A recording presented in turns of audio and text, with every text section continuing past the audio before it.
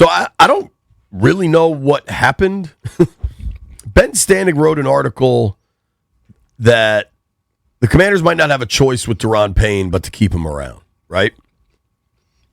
And somehow the internet, I wish we had Jeff here for this because he's in this deep state Commanders internet. The assertion came out that maybe the organization is cheap and like not long on cash, right?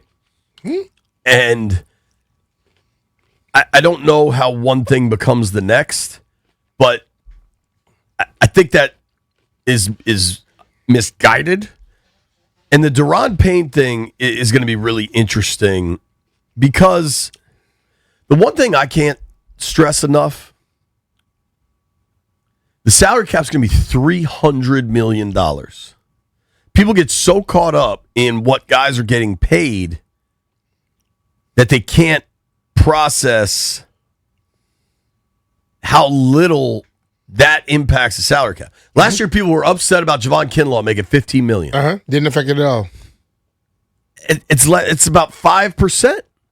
Yeah. But Daron Payne is set to make $28 million. There's no guaranteed money on there. Both sides would probably restructure, right? Everybody does the same things when people get to a certain point in their career and they're making a certain amount of money. But I think what we've gotten around here, everybody, they want to move forward, but they can't make their minds make them move forward. They keep thinking based off of how things were. The money situation is totally different. I just think that once, I hate the fact that once you pay somebody and then the next thing we start thinking is about when you're going to have to let them go. You know what I mean? I think when you pay somebody, pay them until they stop playing well. You can't, like you say, remember you say you don't want to be pre-mad? Right. Let's not get rid of people. Let's let them get to the point where, we cannot pay them anymore, let them go. But we do this as soon as they sign their, when a dude signs a 4 or 5 year deal for a certain amount of money, we start thinking about that every year. We got to get past that. So Daron is in a pretty similar situation that John Allen was in last year. I would give it 2 gigantic howevers, though, if people are trying to make that comparison. Mm-hmm. Contractually, it's pretty similar. And they're both now coming towards the end of their second contract. Like, that is similar. Mm-hmm. Daron, however, incredibly durable. He's only missed 2 games in the last 5 seasons. And one of them was for arguably a BS suspension. Yeah. Payne, that had nothing to do with his durability. No. Yeah. Payne plays, man. Snap after snap, game after game. And is younger. Daron came into the league at 21. He's only 28 right now. Mm-hmm. He'll turn 29 in May. So it's just, they're not the same. And I'm not here like riding or die for Daron. Like I've known Daron since he was a rookie. He's a nice, quiet young dude. But like, if you want to get rid of Payne, who's going to play? Yeah. Because if you want to talk about right a free agent, you're going to pay the free agent that much. We're looking at this thing here. If you're going to move forward, okay, and you're going to have the right people around, point blank. If you're not going to have bad people playing, if you got new coordinators here, you got to have players. And sometimes you need to have somebody who has some familiarity with what's going on right here. Somebody that knows how to play in the league. Can't get all young people.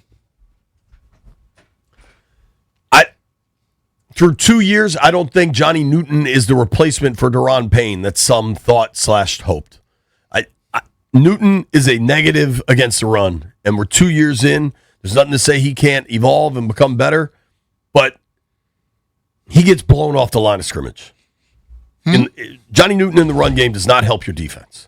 Maybe that can change, but as it is through 2 years, I'm not making a snap judgment on this. He does not help you against the run. He is not a Daron Payne replacement. Nah.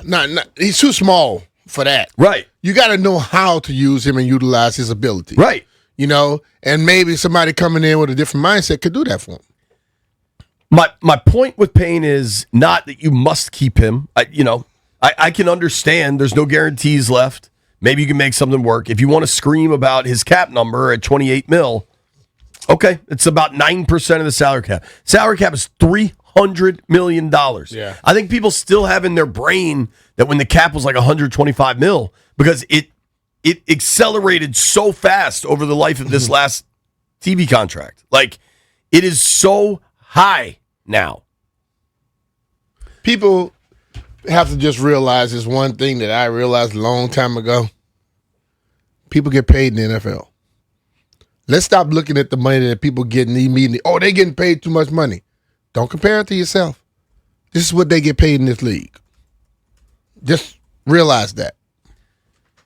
Like, in terms of, if you want to try to replace Daron with a free agent, if somebody of his value hit free agency, what do you think a stud D tackle is making on the street?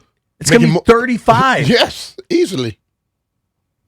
So Chris Jones, so Milton Williams last year, that's the kind of guy I want Washington to target.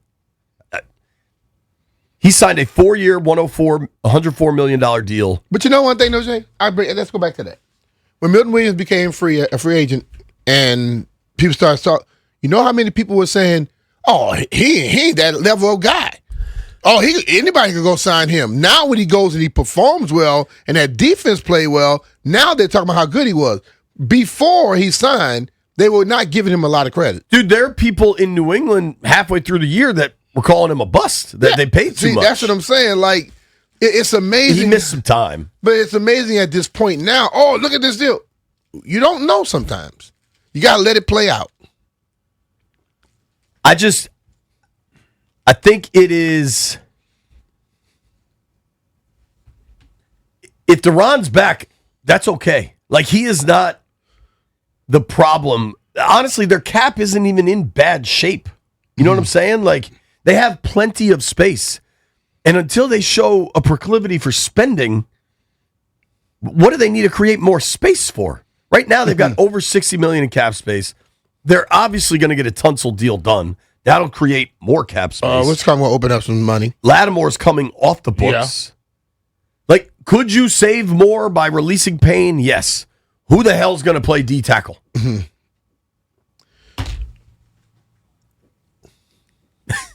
You know what I say about that? It's not my job. I'll open the phones, 800-636-1067, 800-636-1067. Here's a more real question. I'm not doing a bit here. I think you could make a case that Payne was their best defensive player last year. I don't think Who was it? I don't think you have to make a case. I think it's a fact. Who played better than him consistently? I'm not trying to be. I think it says something about the level of defensive play, but like, Wagner had the best statistical season of anybody on the defense. Not the position, though. I'm talking about the D tackles. Who played better than him? Kinlaw was more up and down. Payne's more consistent. Newton, certainly not. If you want to celebrate the 3-sack game, congratulations. But over the course of a season, I mean, I'm talking about best defensive player. Yeah. Wagner has by far the most statistical accomplishments. Ideally, you get a new D coordinator in here. Maybe you're able to figure out how to use Bobby's strengths and not put him in positions of weakness.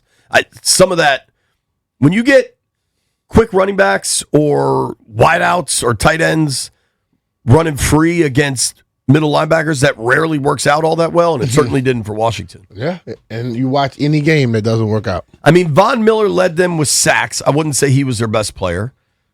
I thought Jacob Martin was the best kind of surprise they got. Yes. But, like, would you say it was Revo or, like, Luvu? I think you could make a real case that Daron Payne was their best defensive player last year. True. And so, at some point, you still need guys on the field. Yeah. Like, I just say this. You may have some overhaul going on every year, but you're never going to have 53 new players, completely new players. Somebody has to stay around. I don't know how the Payne situation is interesting. I think because fans have so much active information, they look at the cap and want to get answers. Well, I'll take your calls. I know there are people out there that want him gone.